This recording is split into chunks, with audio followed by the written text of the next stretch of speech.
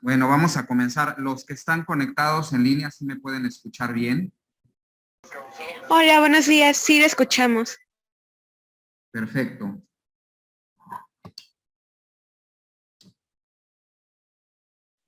Bueno, antes de empezar, estaba viendo la plataforma y hay por ahí una tarea sobre investigar una noticia, ¿no? Hay quienes ya la enviaron, hay otros que todavía no. Entonces, ojalá los que faltan la puedan enviar para complementar lo de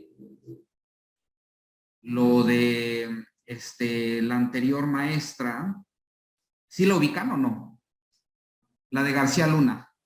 Sí, era investigar por qué estaba detenido, me parece, Genaro García Luna en Ok. Estados Unidos. Sí. Profesor, pero bueno, es que creo que la profesora se equivocó y la duplicó. Ok, entonces entiendo que en la anterior semana hay quienes ya la tienen también. Sí. Perfecto, bueno, qué bueno que me lo comentan. Entonces, ahorita vamos a continuar viendo esto. Hay una actividad que me gustaría que realizaran. Tendríamos clase hasta el martes, ¿no? Si no me falla.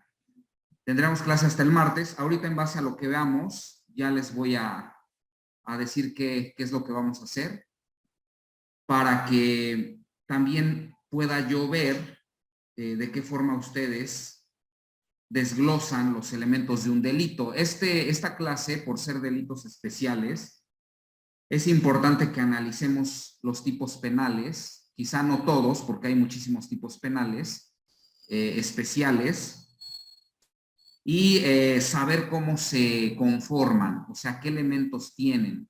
Con la anterior abogada, no sé si realizaban esta especie de análisis de un tipo penal en concreto y analizaban los elementos que deben tener, como la clase pasada más o menos comentaba, ¿no? La conducta, que es el verbo rector, ahorita lo vamos a ver. Pero es importante saber porque ya como abogados podríamos identificar cuándo sí se configura el delito o cuándo no, porque falta alguno de esos elementos. Prácticamente el delito es un cuadrado, el tipo penal. Y cuando una persona comete un hecho, realiza un hecho relevante, supongamos el homicidio, el tipo penal de homicidio lo podríamos representar como un cuadrado, ¿no? Porque tiene ciertos elementos. Y si una persona está acusada de privar de la vida a alguien más, es decir, de homicidio, la conducta que cometió esa persona tiene que encuadrar exactamente en ese cuadrado que es el tipo penal. Si no encaja, no se va a configurar el delito. Eso tiene que ser exacto en materia penal. Es como un cuadrado. El hecho tiene que encajar al tipo penal, ¿correcto? Y se dice que encaja, o podríamos decir que encaja el hecho al tipo penal cuando se han cumplido todos los elementos del delito. Ahorita que analicemos algunos de los tipos penales aquí cometidos por servidores públicos, vamos a ver cómo es que hay que identificar ese tipo de elementos, ¿no? Que tiene cada tipo penal. ¿Alguna duda, comentario antes de que podamos continuar con la clase? La última ocasión hablábamos de un poco de la delincuencia organizada, ¿no? Retomando, y del delito especial, que ya dijimos, están contenidos en normas diferentes a la ley penal, y ampliábamos y decíamos que también un delito especial implica la calidad, ¿no? Una calidad específica en el sujeto activo, en la persona que comete el delito. De acuerdo. Entonces, tenemos aquí en la lámina delitos cometidos por servidores públicos. Concepto: es una acción típica, antijurídica y culpable cometida por una persona cuya calidad específica es la de servidor público. El servidor público, podríamos considerar también que es una autoridad, ¿no?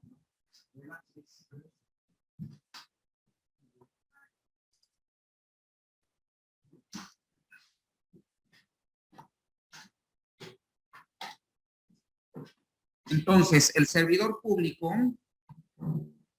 también podríamos considerar que tiene la calidad de una autoridad, ¿no? Puede ser, porque tiene un rol específico en la sociedad. Por ejemplo, un juez es un servidor público, sin embargo, también es una autoridad, porque se encarga de llevar a cabo un procedimiento, en este caso judicial, y resolverlo, ¿no? Resolver un conflicto a través de una sentencia.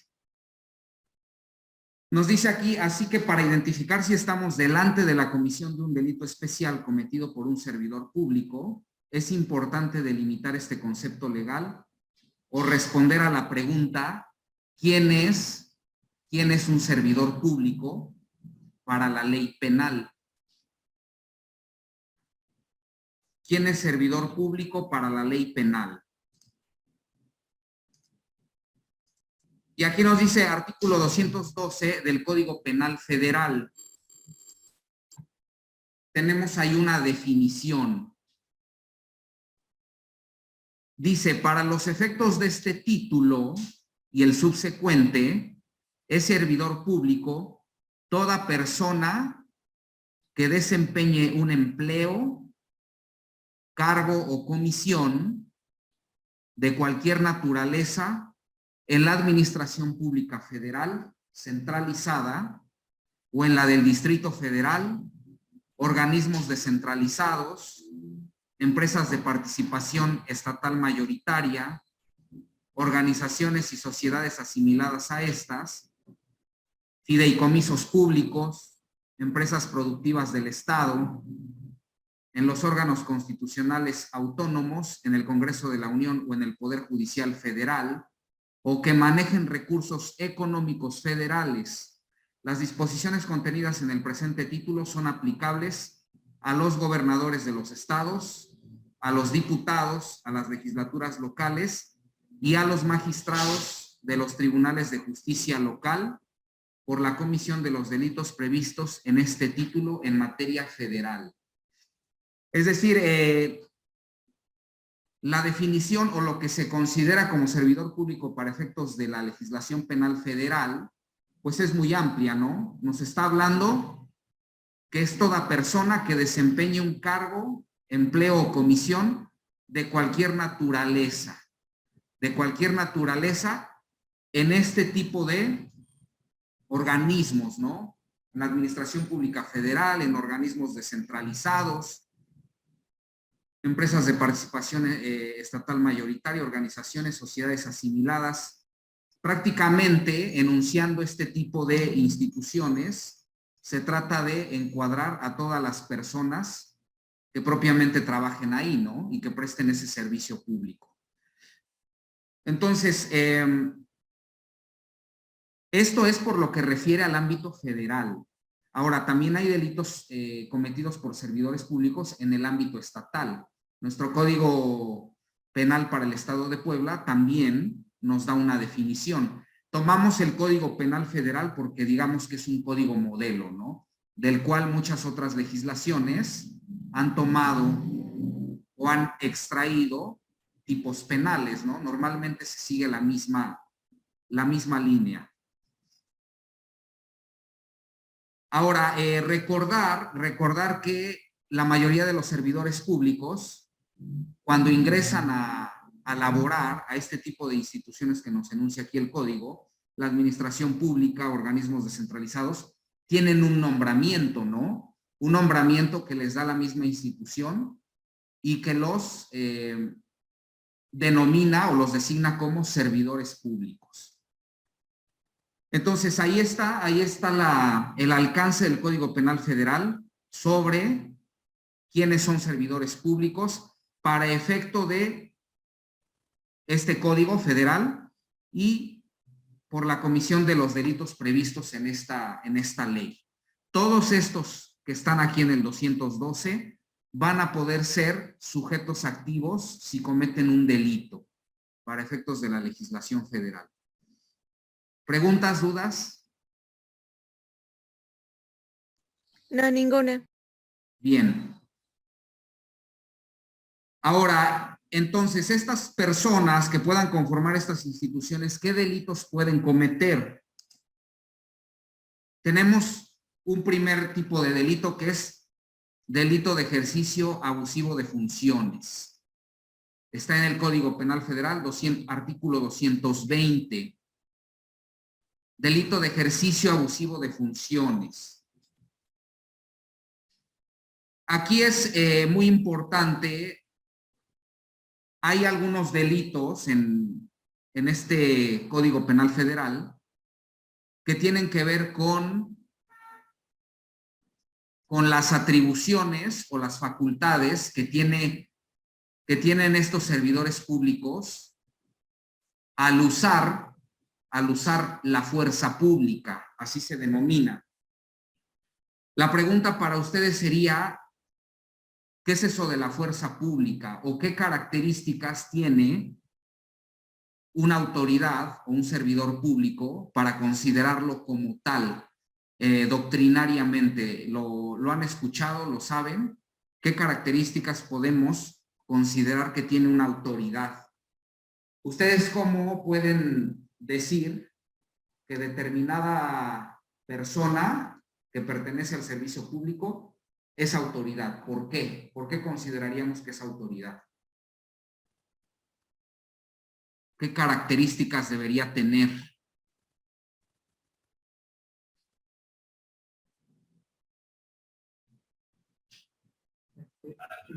¿Podría ser portada del uniforme correspondiente? A ver, denme un segundo, voy a subir aquí el volumen porque no escucho bien.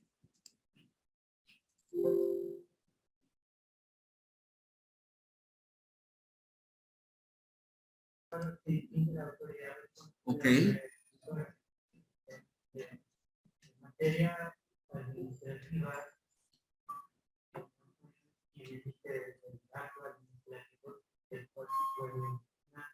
Sí. Ok. De los que están en línea, ¿alguien había comentado algo?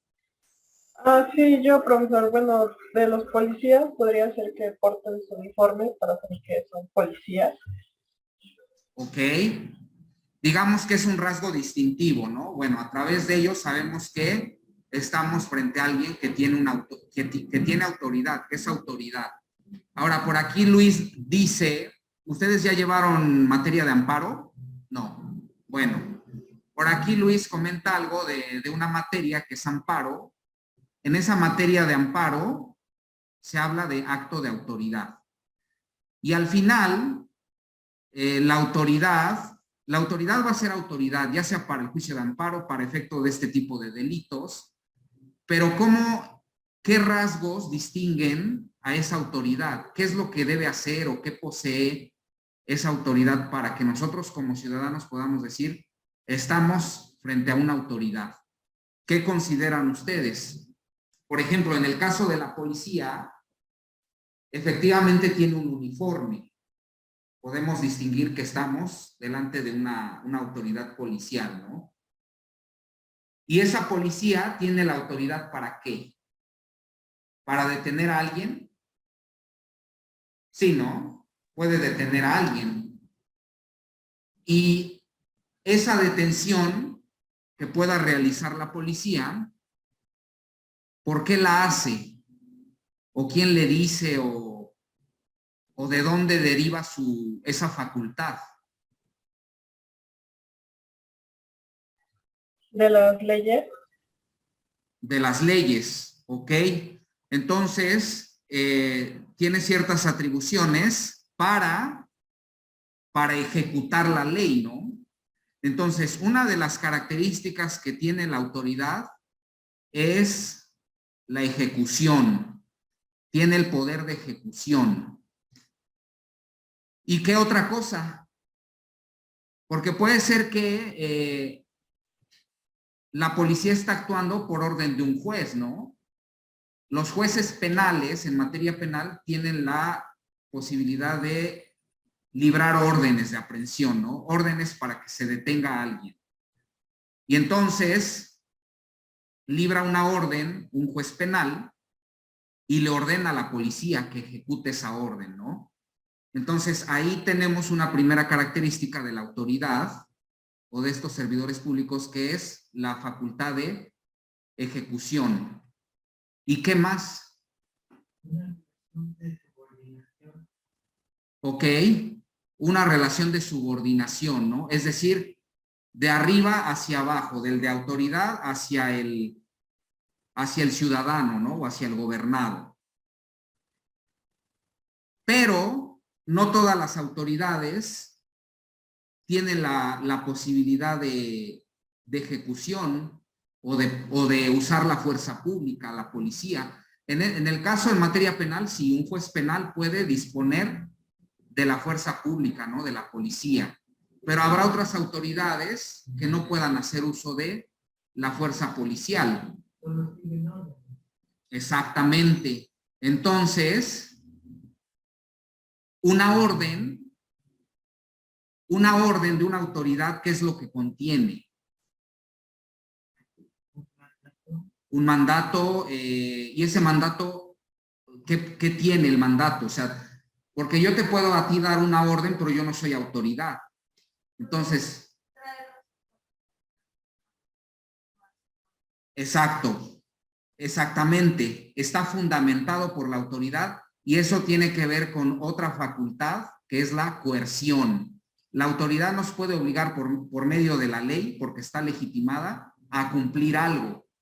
Entonces, efectivamente, las dos partes que tiene, las dos características que tiene la autoridad es la coerción y la ejecución. Las voy a anotar acá. Voy a ver si aquí se ve la...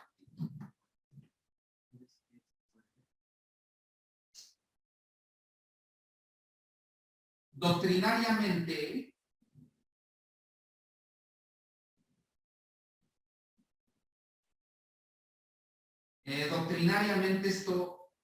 esto implica una característica de autoridad. No sé si ahí se ve, creo que no. Voy a bajar un poco más.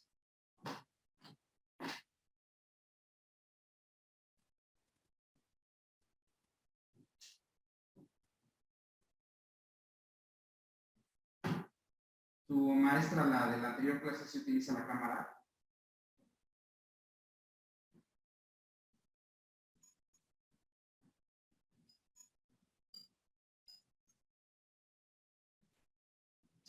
¿En esa posición o la mueve?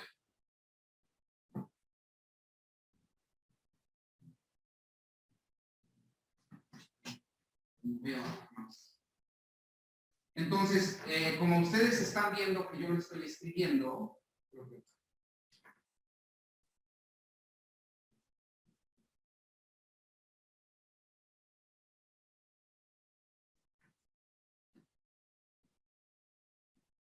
ahí ya está, ¿verdad? Ahí ya pueden ver.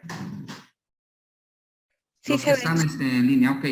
Ahí dice coertio y executio, o sea, en realidad esa es la raíz etimológica.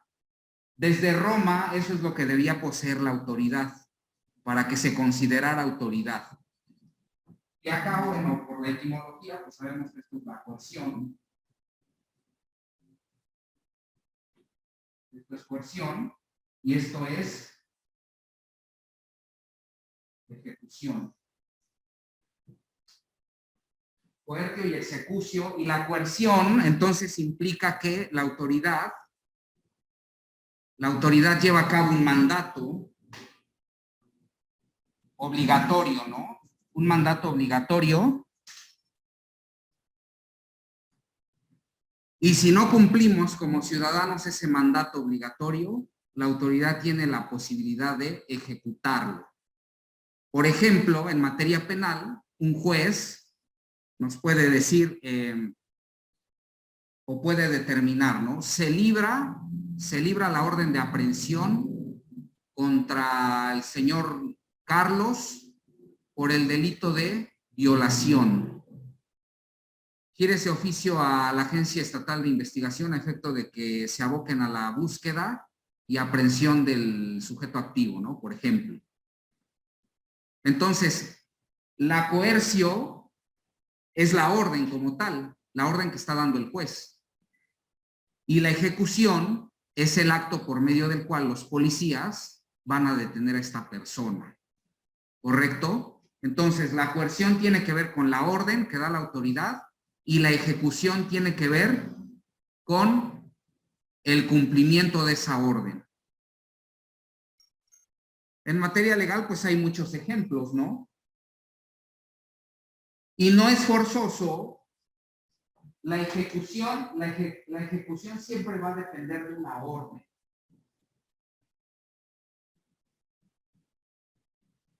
Depende de una orden. Esta puede darse sin la ejecución. La coerción puede darse sin la ejecución. Puede ser que un juez nada más ordene un acto, ¿no? Sin que ejecute. Por ejemplo, en un procedimiento judicial, un juez puede decir, tienes 12 días para contestar una demanda. Ahí está una coerción, una orden, ¿no? Si no contestas, el juez no te va a ejecutar, pero vas a tener que soportar las consecuencias de no haber contestado, ¿no? Como una parte en el procedimiento. Entonces, ahorita más adelante, esto lo vamos a ver porque hay un tipo penal por ahí que implica que el servidor público o la autoridad utilice la fuerza pública, es decir, la ejecución, ¿no? La execución. Bueno, entonces aquí regresando al tipo penal de ejercicio abusivo de funciones, tenemos dos fracciones primero. Dos fracciones que nos dice la primera, comete el delito de ejercicio abusivo de funciones.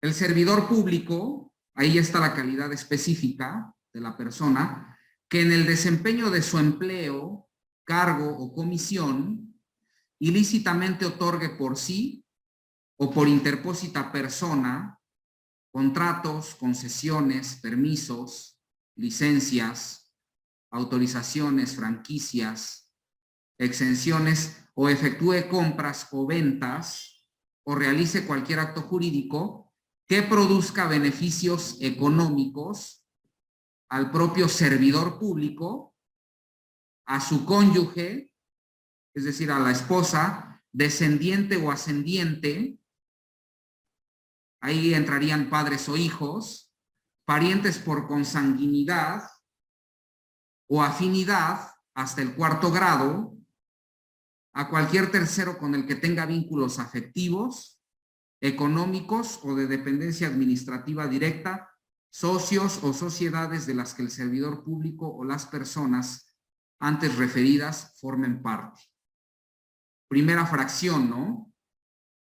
Y segunda nos dice, también comete este delito el servidor público que valiéndose de la información que posea por razón de su empleo, cargo o comisión, sea o no materia de sus funciones y que no sea del conocimiento público, haga por sí o por interpósita persona inversiones, enajenaciones o adquisiciones a cualquier otro acto o cualquier otro acto que le produzca algún beneficio económico indebido al servidor público o a alguna de las personas mencionadas en la primera fracción. Es decir, es muy amplio, ¿no? El catálogo de los actos que pueda cometer o que pueda llevar a cabo el servidor público para llegar a este tipo de delito, ejercicio abusivo de funciones. Se me ocurre, y este es una situación real, en el gobierno del estado de Puebla, en el gobierno de Moreno Valle, actualmente en este gobierno, se ha detectado que servidores públicos dieron concesiones ciertos servidores públicos dieron concesiones a particulares para explotar franquicias. Por ejemplo, creo que había una franquicia aquí en el Parque del Arte, no me acuerdo si es, creo que es un café, creo que es un café, pero se les dio a particulares esa franquicia y de la revisión de esas franquicias, que propiamente son contratos para que un particular explote un negocio, se detecta que el contrato carecía de firma y como consecuencia de ello se dejó de pagar determinado tiempo, ¿no? Nunca se pagó. Y ahorita en este gobierno se detectan esas anomalías. Bueno, podríamos considerar que ahí el servidor público que autorizó esas franquicias favoreció a alguien más, ¿no? Ya habría que, sobre esa investigación, determinar si una de las personas que resultó favorecidas tiene esta calidad.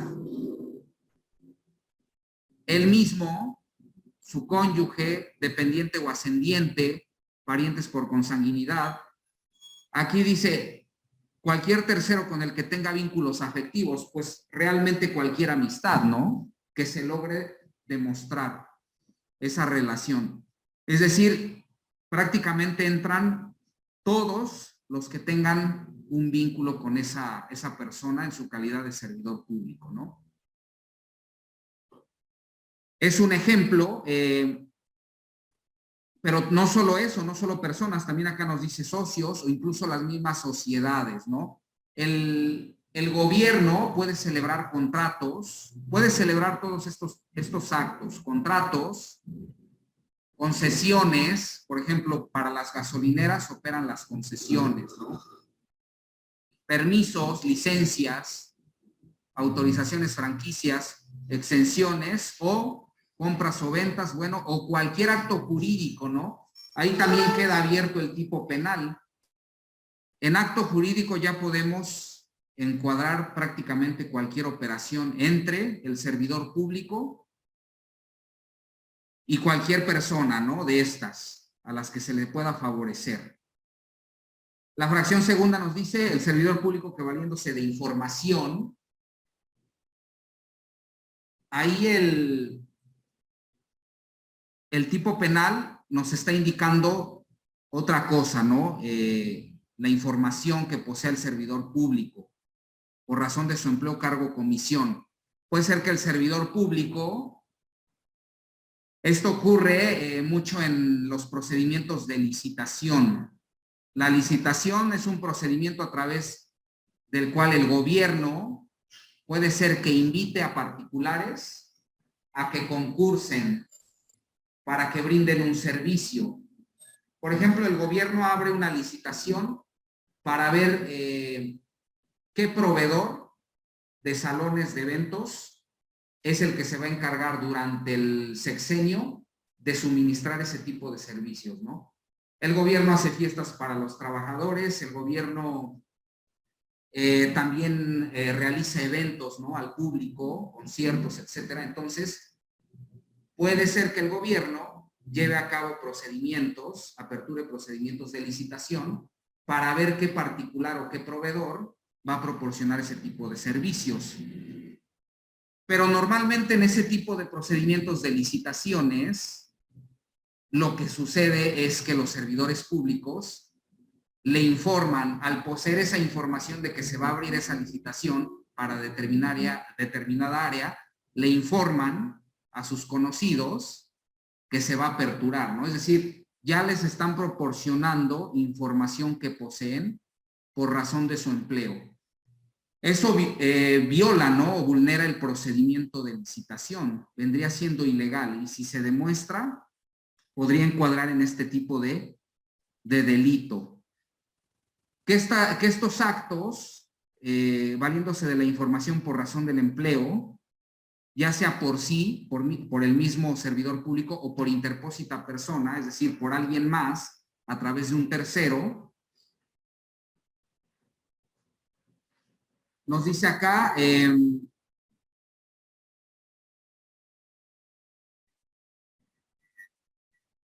se produzca igual un beneficio económico, ¿no? Un beneficio económico indebido a ese servidor público o a alguna de las personas mencionadas en la primera fracción. Nuevamente,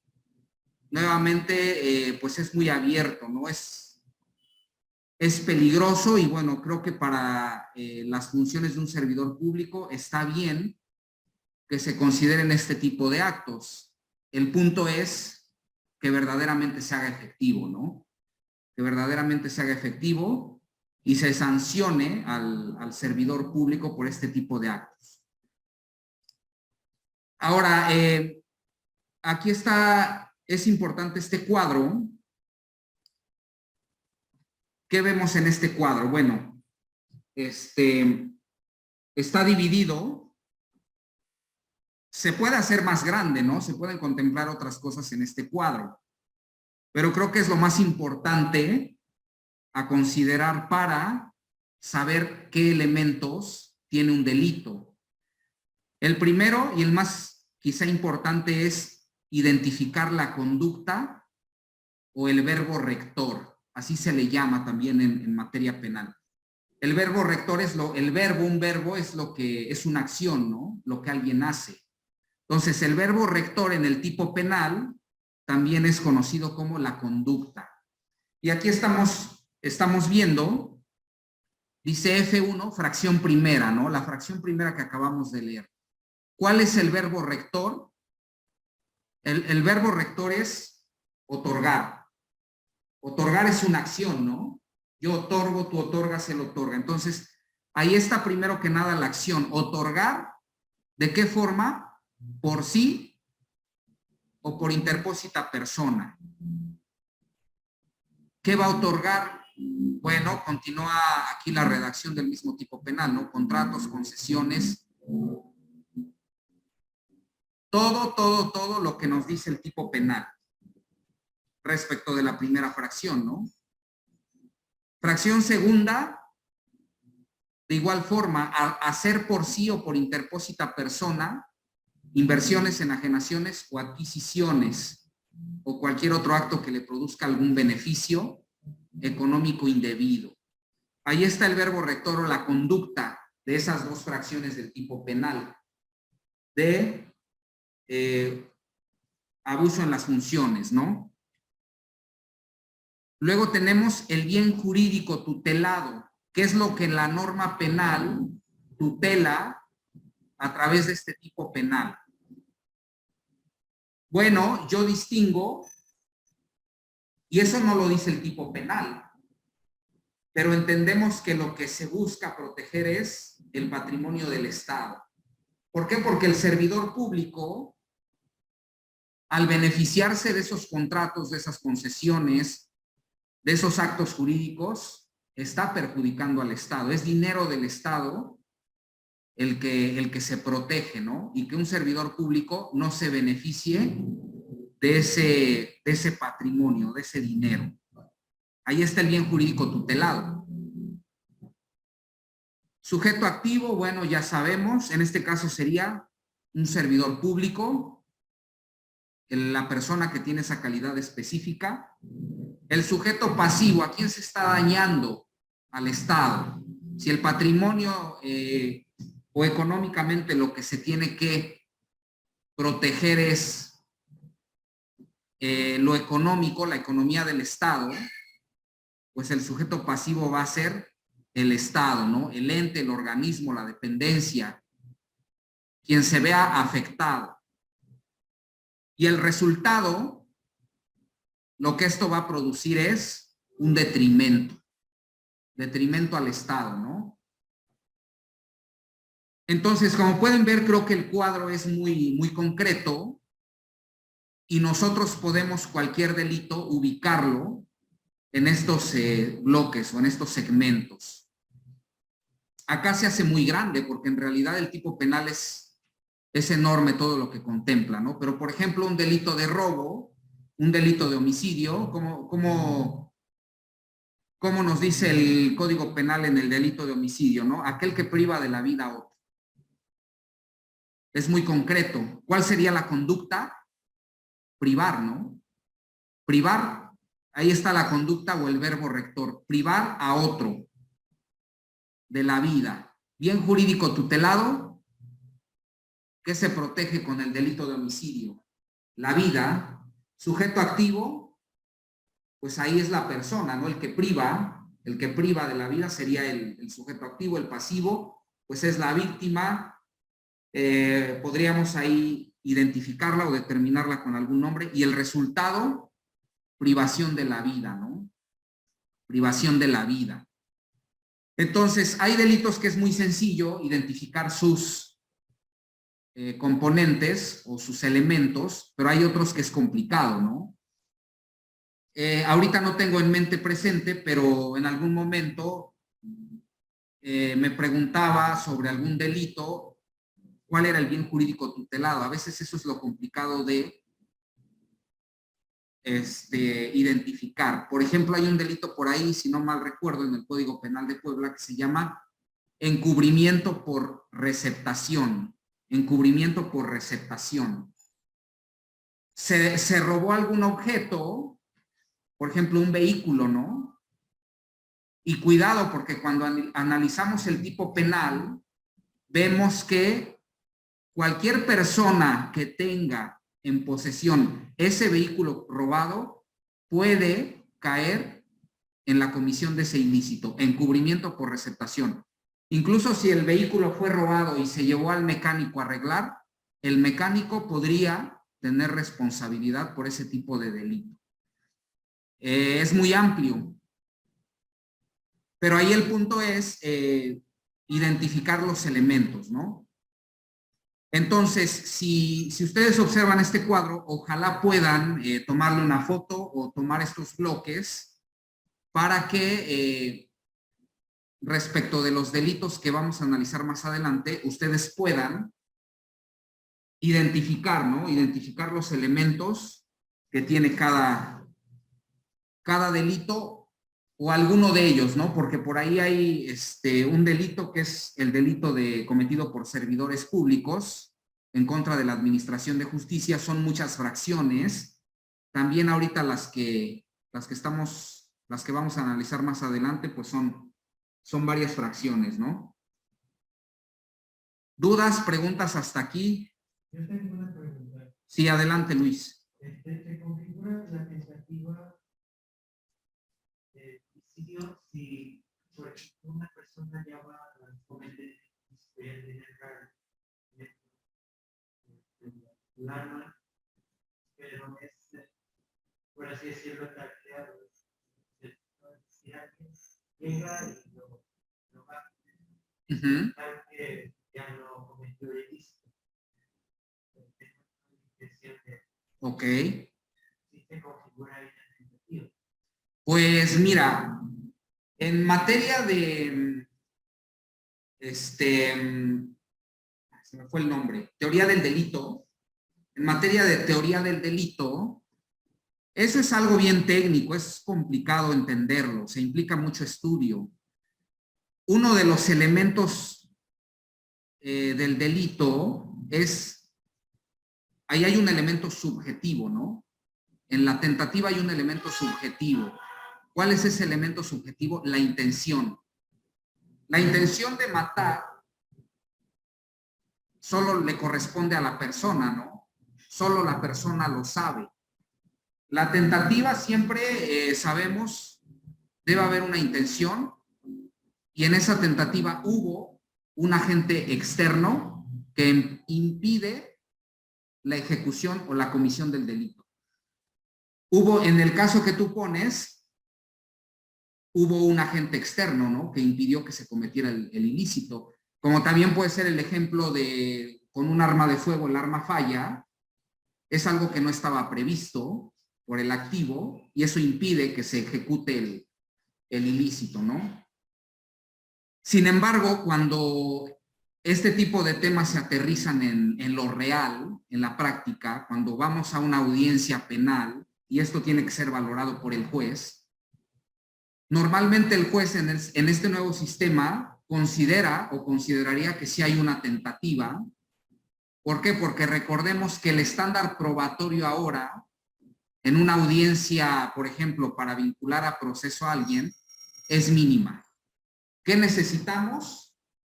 Pues a lo mejor testigos, ¿no? Testigos que digan que vieron cómo tenía toda la intención de matarlo, porque le apuntó y fue alguien más el que impidió que se consumara el ilícito. Pero aquí a lo que quiero llegar es que en una situación real, como defensa, ¿cómo pruebas que tu cliente no tenía la intención de matar a la persona? ¿Cómo pruebas, cómo demuestras que la intención del sujeto no era matar? Es algo muy complicado porque la intención es algo subjetivo. Y la única prueba que hasta ahora como defensa podríamos utilizar para desvirtuar que una persona no tenía la intención de matar es una prueba en psicología. Porque la psicología te puede revelar a través de un dictamen la intención de una persona. Con alguna prueba, manejan pruebas, ¿no? Test, no creo, son cuestiones más generales, pero son pruebas psicológicas que el experto lleva a cabo, ¿no? Para terminar el comentario, en algún tema reciente tuvimos un caso de tentativa de homicidio, y aquí hay una línea muy delgada, ¿no? Entre la tentativa de un homicidio y unas lesiones, por ejemplo. ¿Qué es lo que ocurrió? Aquí una persona, en este caso que observamos, una persona con la camioneta le da alcance a la víctima que iba en su moto y lo avienta y lo arrastra aproximadamente, dice la carpeta, 30 metros. 30 metros a una velocidad más o menos elevada, despedazas a la persona, ¿no? Pero el Ministerio Público ese delito lo había encuadrado como como lesiones. Y cuando llega el juez, dice, no, a mi criterio es una tentativa de homicidio. Pero hay una línea muy delgada, ¿no? El juez en qué se basó para decir que esta persona había tenido la intención de matar. Ahí lo único que diferencia unas lesiones culposas, a lo mejor, porque son con motivo de tránsito de vehículo. Había lluvia, el suelo estaba mojado, la camioneta quizá no paró a tiempo y derrapó. Y en el caso del homicidio, pues la tentativa de homicidio, lo único que va a diferenciar eso es qué intención tenía entonces el sujeto, ¿no? Lesionarlo, o tuvo culpa para lesionarlo, o tenía la intención de matarlo, ¿no? Entonces, la única prueba que podría ayudarnos para acreditar esa intención es una prueba en psicología. Son cuestiones complicadas, ¿no? En un proceso penal es muy complicado que sea un experto en psicología acreditado, porque ahora en el sistema penal lo que se busca es eso, que un perito esté acreditado para demostrar este tipo de cosas, ¿no? Las tentativas, las intenciones. La intención solo se da a nivel mental. En la teoría del delito es el querer y el entender el resultado, ¿no? Así lo manejan los autores. El sujeto activo quiso y entendía cuál iba a ser el resultado de su acción. Y cuando tú demuestras el querer y el entender, entonces había toda la intención de producir ese resultado. Pero a eso solo llegas con una prueba pericial. Aunque un testigo venga y te diga es que él no quería, el testigo no se puede meter, ¿no? En la mente y en la intención del activo. Sí, es complicado la teoría del delito. Bueno, entonces, bueno, ya casi es hora, ya estaríamos acabando. Miren, son 1, 2, 3, 4, 5 bloques para poder ir desglosando, ¿no? Los elementos de un delito. Aquí lo único, bueno, que falta en esta lámina están las sanciones de estas conductas por servidores públicos.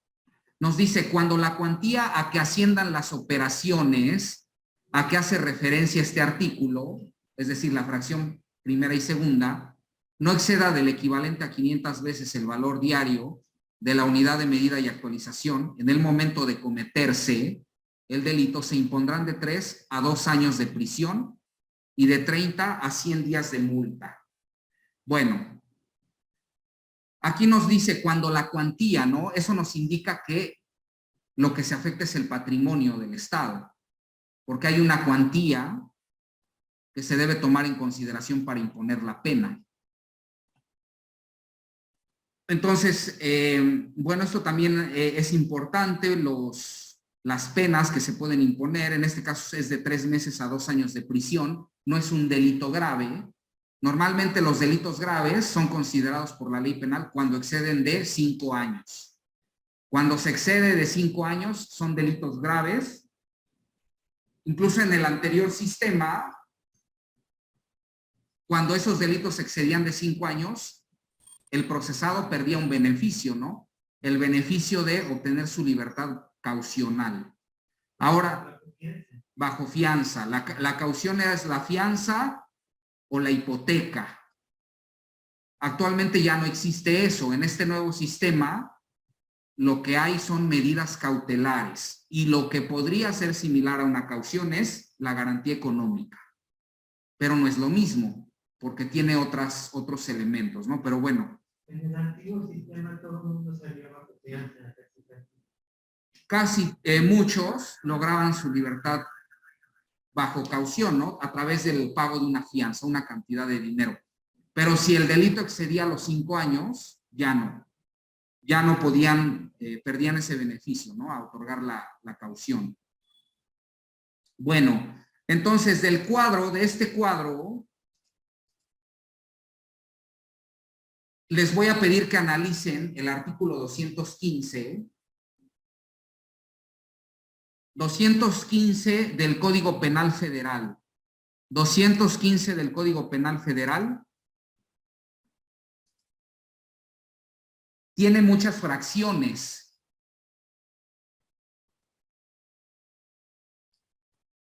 De esas fracciones, tomen ustedes 2 fracciones, las que ustedes quieran, y traten de proyectarlas en el cuadro. Lo voy a volver a poner, por si no le tomaron foto o no tomaron esos 5 bloques. De esas fracciones, traten de tomar 2 y proyectarlas en ese cuadro. Y la próxima clase ya les voy preguntando qué fracción tomaron y vemos cómo ustedes adecuaron los elementos, ¿no? De esas fracciones. Cada fracción representa una conducta del tipo penal, ¿correcto? Para que ustedes vayan identificando, ¿no? Si fue sencillo ubicar los elementos o si por ahí a lo mejor no pueden identificar el bien jurídico tutelado o el resultado, ¿no? Entonces, traten de hacer este ejercicio. La próxima clase lo checamos. Y bueno, pues creo que sería todo. No sé si hay alguna duda, comentario. A mí me tocó ver una noticia que solicitaba que esta se lo concediera para que el Estado recibiera una garantía económica que quedara en el asunto. En sistema del nuevo procedimiento acusatorio. Ok. Es posible siempre y cuando el delito no se agrave. Era violencia familiar. Ok, puede admitir acuerdo reparatorio y en consecuencia la imposición de una medida cautelar consistente en la exhibición, ¿no? De una garantía económica, es posible. Pero no podemos hablar de eso, por ejemplo, en un tema de secuestro. Son delitos graves, que forzosamente no van a admitir una garantía económica como medida cautelar, sino que la misma Constitución nos dice prisión preventiva oficiosa. Delitos cometidos con armas o medios violentos, secuestro, todos esos son delitos graves que no van a admitir otorgar una garantía económica para recuperar la libertad. Exactamente, no se admiten esos delitos. Así es. ¿Dudas? ¿Preguntas? ¿Cualquier comentario relacionado con la materia? Pues si no hay más, gracias igual a los que están conectados. Nos vemos la próxima clase. Gracias, Carla, Andoeni, gracias. Nos vemos el martes. Gracias, profesor. Hasta luego. Gracias. Hasta luego.